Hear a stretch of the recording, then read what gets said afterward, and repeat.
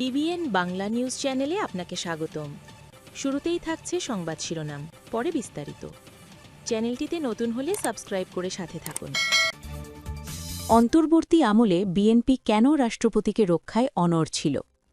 বাংলাদেশে ২০২৪ সালের অগাস্টে শেখ হাসিনা সরকারের পতনের পর যখন প্রশাসন থেকে শুরু করে সুপ্রিম কোর্টে পর্যন্ত পরিবর্তন হয়েছে, তখন আওয়ামী লীগ সরকারের সময় নির্বাচিত প্রেসিডেন্ট মোহাম্মদ শাহাবুদ্দিন কিভাবে তার পদে টিকে থাকলেন সেটি অনেকের কাছেই কৌতূহলের বিষয়।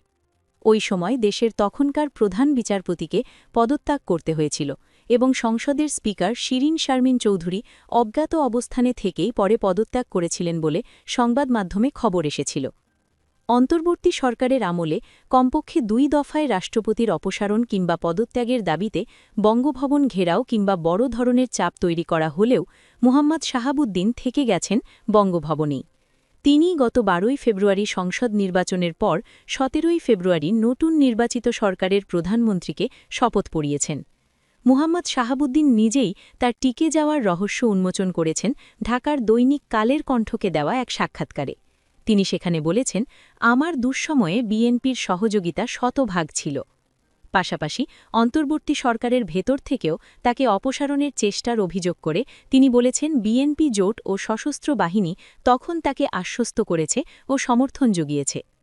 রাষ্ট্রপতি ওই সাক্ষাৎকারে অন্তর্বর্তী সরকারের প্রধান উপদেষ্টার প্রেস উইংয়ের বিরুদ্ধে রাষ্ট্রপতির প্রেস উইং বন্ধ করে দেওয়ার অভিযোগ এনেছেন। একই সঙ্গে বিদেশ সফরের পর নিয়মানুযায়ী রাষ্ট্রপতিকে সফর বা চুক্তির বিষয়ে অবহিত না করার অভিযোগ করেছেন বিদায়ী প্রধান উপদেষ্টার বিরুদ্ধে। তিনি ক্ষোভ প্রকাশ করেছেন বিদেশে বাংলাদেশের মিশনগুলো থেকে তাকে অবহিত না করেই রাষ্ট্রপতির ছবি নামানো নিয়েও।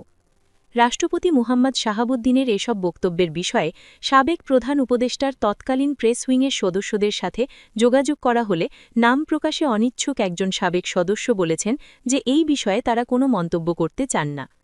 বাংলাদেশের ২২তম রাষ্ট্রপতি হিসেবে ২০২৩ সালের ২৪শে এপ্রিল শপথ নিয়েছিলেন মুহাম্মদ শাহাবুদ্দিন। এর আগে তখনকার ক্ষমতাসীন দল আওয়ামী লীগের প্রার্থী হিসেবে ওই বছরের ১৩ই ফেব্রুয়ারি রাষ্ট্রপতি পদে বিনা প্রতিদ্বন্দ্বিতায় নির্বাচিত হয়েছিলেন তিনি। রাষ্ট্রপতি হওয়ার আগে তিনি আওয়ামী লীগের উপদেষ্টা পরিষদের সদস্য ছিলেন। এখন প্রশ্ন হল, বিএনপি কেন অন্তর্বর্তী সরকারের ওই সময়কালে রাষ্ট্রপতি পদে মোহাম্মদ শাহাবুদ্দিনের জন্য ঢাল হয়ে দাঁড়িয়েছিল, কিংবা কেন রাষ্ট্রপতি পদে তাকে বহাল রাখতে অনড় ছিল? রাষ্ট্রপতি পদ থেকে মোহাম্মদ শাহাবুদ্দিনের অপসারণের দাবি যখন উঠছিল, তখন বিএনপির সিনিয়র নেতারা রাষ্ট্রপতির অপসারণের বিরোধিতার কথা বলেছিলেন প্রকাশ্যেই। তখন তারা এর পক্ষে রাজনৈতিক স্থিতিশীলতা নষ্ট হতে পারে, সাংবিধানিক সংকট হতে পারে, কিংবা নির্বাচন বাধাগ্রস্ত হতে পারে, এমন কিছু যেন না হয় সেই যুক্তি তুলে ধরেছিলেন। কিন্তু এখন আর বিষয়টি নিয়ে প্রকাশ্যে মন্তব্য করতে রাজি নন দলটির সিনিয়র নেতারা। দলটির স্থায়ী কমিটির সদস্য ড খন্দকার মুশাররফ হোসেন বলেছেন, এ নিয়ে কী আলোচনা হয়েছে সেটি তার জানা নেই। অন্তর্বর্তী সরকারের সময়ে দলের হয়ে গুরুত্বপূর্ণ ভূমিকা রাখা স্থায়ী কমিটির আরেকজন সদস্য নাম প্রকাশ না করার অনুরোধ করে বলেছেন, রাষ্ট্রপতি ইস্যুতে তাদের অবস্থান ছিল এমন যাতে করে এটিকে কেন্দ্র করে দেশের স্থিতিশীলতায় কোনো সংকট না হয়, যা সার্বিক রাজনৈতিক পরিস্থিতিকে আরও বিপন্ন করে তুলতে পারত। তার মতে, বিএনপি তখন সাংবিধানিক ধারাবাহিকতা অক্ষুণ্ণ রাখা ও দ্রুত নির্বাচন আদায়ের নীতি নিয়েছিল। তারা মনে করেছেন, শেখ হাসিনার পতনের পর যখন সব সংবিধান অনুসরণ করেই হচ্ছিল, তখন অসাংবিধানিক পন্থায় রাষ্ট্রপতিকে সরানো হলে সেটি পরিস্থিতির আরও অবনতি ঘটাত। রাজনৈতিক বিশ্লেষক মহিউদ্দিন আহমদ বলছেন, শেখ হাসিনার পতনের শুরু থেকেই বিএনপি নির্বাচন চেয়ে আসছিল এবং নির্বাচন ঝুঁকিতে পড়বে এমন কিছুতেই দলটি সাঁই দিতে রাজি ছিল না। রাষ্ট্রপতিকে কেন্দ্র করে নির্বাচন অনিশ্চিত হোক সেটি তারা চায়নি, কারণ তারা জানত যে যত দ্রুত নির্বাচন হবে তত তারা ভালো করবে। এজন্যই রাষ্ট্রপতিকে অপসারণের বিপক্ষে তারা অবস্থান নিয়েছিল বলে আমার মনে হয়, বিবিসি বাংলাকে বলেছেন তিনি। ঢাকায় ২২শে অক্টোবর রাষ্ট্রপতির পদত্যাগের দাবিতে বঙ্গভবন ঘেরাওয়ের পর ২৩শে অক্টোবর প্রধান উপদেষ্টার সাথে সাক্ষাৎ করে রাষ্ট্রপতি বিষয়ে আলোচনা করেন বিএনপির ৩ জন সিনিয়র নেতা। সেখান থেকে বেরিয়ে বিএনপির স্থায়ী কমিটির সদস্য নজরুল ইসলাম খান সাংবাদিকদের বলেছিলেন, দেশে যাতে নতুন করে সাংবিধানিক সংকট সৃষ্টি না হয় সেজন্য তারা অন্তর্বর্তী সরকারকে খেয়াল রাখতে বলেছেন।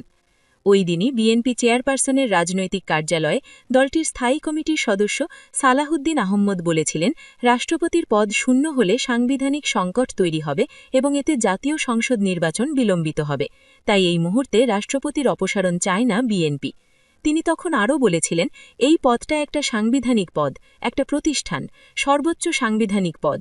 এই পদে হঠাৎ করে পদত্যাগের মাধ্যমে শূন্যতা সৃষ্টি হলে সাংবিধানিক শূন্যতা সৃষ্টি হবে, রাষ্ট্রীয় সংকটের সৃষ্টি হবে। অপসারণ বা পদত্যাগের দাবি কখন উঠেছিল?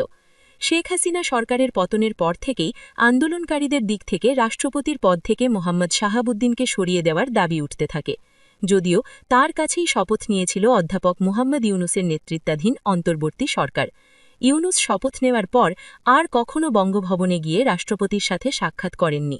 এমনকি সরকার প্রধানের বিদেশ সফর থেকে এসে রাষ্ট্রপতির সাথে সাক্ষাৎ করে সফরের বিস্তারিত জানানো কিংবা কোনো চুক্তি হলে তা রাষ্ট্রপতিকে অবহিত করার যে রাষ্ট্রাচারের চর্চা ছিল, সেটিও তিনি মানেননি। অন্তর্বর্তী সরকার গঠনের 2 মাসেরও বেশি সময় পর 19শে অক্টোবর ঢাকার দৈনিক মানবজমিন পত্রিকায় রাষ্ট্রপতির একটি সাক্ষাৎকার প্রকাশিত হয়। এতে তিনি দাবি করেছিলেন, তিনি শুনেছেন শেখ হাসিনা প্রধানমন্ত্রীর পদ থেকে পদত্যাগ করেছেন, কিন্তু তার কাছে কোনো দালিলিক প্রমাণ নেই।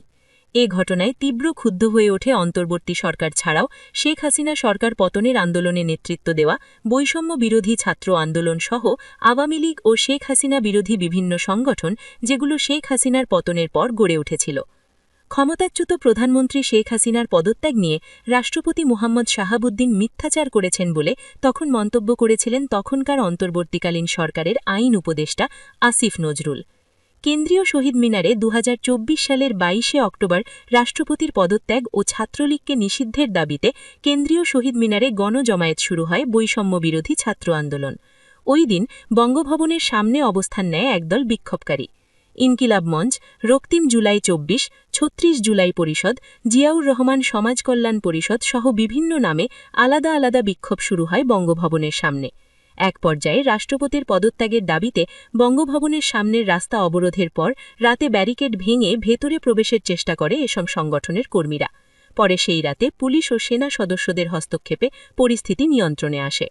তখনকার তথ্য উপদেষ্টা নাহিদ ইসলাম ওই দিন সচিবালয়ে সাংবাদিকদের বলেছিলেন যে রাষ্ট্রপতি ইস্যুতে সিদ্ধান্ত গ্রহণের ক্ষেত্রে সরকার রাষ্ট্রের স্থিতিশীলতা, নিরাপত্তা ও শৃঙ্খলাকে সবচেয়ে বেশি গুরুত্ব দিচ্ছে।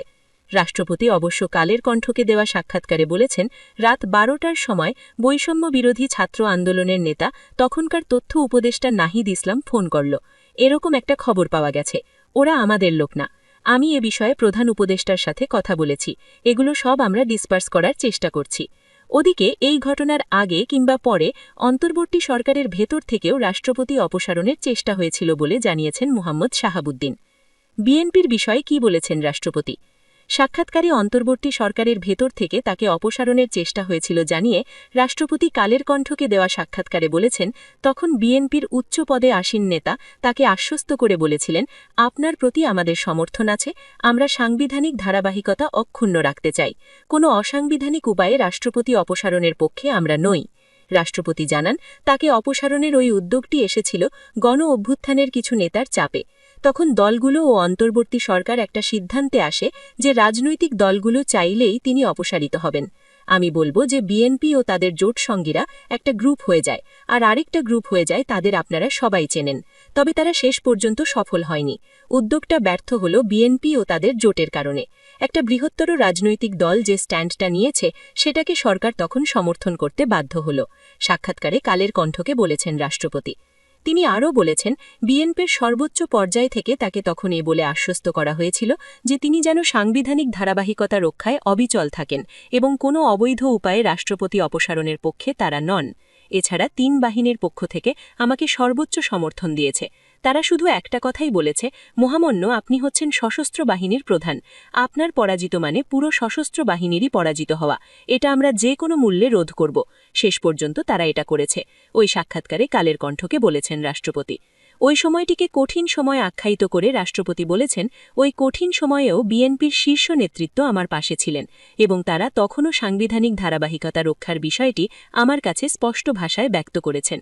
বিশেষ করে বিএনপির চেয়ারম্যান তারেক রহমানকে ঘিরে আমার মনের মধ্যে অনেক কৌতূহল জমা ছিল, কিন্তু আমি পর্যায়ক্রমে বুঝতে পারলাম তিনি খুবই আন্তরিকতাপূর্ণ মানুষ। হি ওয়াজ সো কর্ডিয়াল।